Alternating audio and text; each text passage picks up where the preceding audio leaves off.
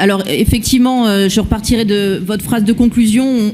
On a constaté, nous également, à la lecture de ce rapport, un vrai progrès dans le contenu et la présentation globale de ce document par rapport aux années précédentes.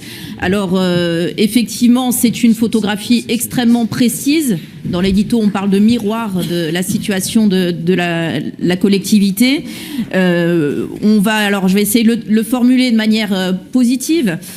Pour nous, pour aller encore plus loin et poursuivre cette progression qui semble bien engagée, il faudrait, de notre point de vue, rajouter un certain nombre d'éléments pour qu'on puisse passer de la simple photographie, qui permet effectivement de donner un éclairage précis, à un véritable outil pour aller vers le pilotage. Alors on le dit régulièrement, rapport après rapport, mais voilà, j'essaye de le formuler le plus positivement possible. L'idée, c'est, quitte à faire ce type de rapport, de le travailler avec les partenaires sociaux, qu'effectivement, ils puissent être un véritable levier pour améliorer la situation pour la suite. Et donc, de ce point de vue-là, je voudrais vous proposer 4 types d'évolutions, 4 types de demandes que nous faisons régulièrement, mais que je vais formuler sous la forme de propositions. D'abord, sur la question des effectifs. Alors effectivement, il y a les effectifs physiques, les ETP, les emplois permanents, non permanents. Il y a beaucoup de pages qui sont consacrées à travers des tableaux, des chiffres.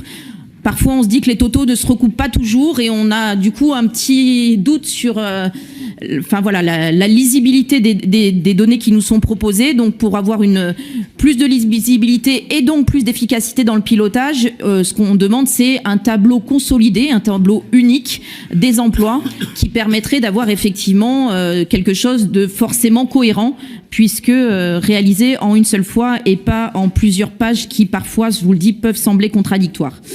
Ensuite, il y a la question de l'absentéisme. Effectivement, vous avez raison, c'est un sujet important dans une ville où chaque euro compte. On vient de parler des orientations budgétaires.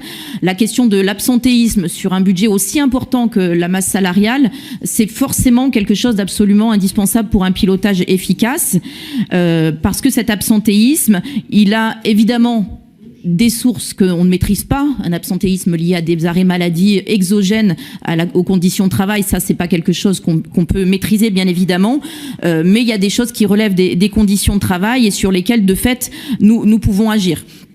Alors, de ce point de vue-là, effectivement, ce qu'on aimerait avoir comme données en termes sur l'absentéisme, c'est quel est le coût réel de l'absentéisme pour notre collectivité.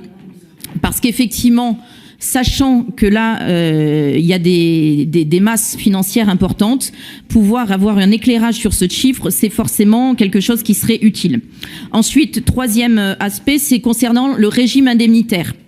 Alors, sur le régime indemnitaire, là aussi, c'est difficile de pouvoir se faire une idée quand même précise. Alors, encore une fois, on ne manque pas de chiffres, mais ça manque par contre d'une répartition claire par catégorie, par exemple, d'avoir un tableau qui permettrait de savoir en fait quel régime indemnitaire correspond à quoi et pourquoi. Donc dans un double souci, d'abord évidemment de garantir une équité interne grâce à cette transparence, mais aussi de pouvoir le valoriser et donc de pouvoir attirer des talents. On sait que c'est la fonction publique territoriale en général, pas simplement dans notre collectivité, souffre d'une difficulté en termes d'attractivité, et pouvoir mettre en avant un certain nombre d'atouts avec des données claires, ça pourrait, je l'espère, être quelque chose de positif. Là, encore une fois, pas besoin d'inventer la poudre. Il y a des collectivités qui le font bien. Vous prenez Grenoble, Le Havre, voilà. Il y a d'autres villes qui sont à peu près de la même taille que Saint-Étienne, donc qui peuvent nous donner quelque chose de comparable et donc de transposable assez facilement, dont on pourrait s'inspirer. Voilà. Et puis, dernière proposition, j'évoquais tout à l'heure la question de la qualité de vie au travail. C'est forcément un souci qui doit être primordial pour nous, employeurs. Et donc, là, on voit bien sûr que ce sujet est traité à travers une liste d'actions, mais il nous semble manquer un petit peu d'indicateurs.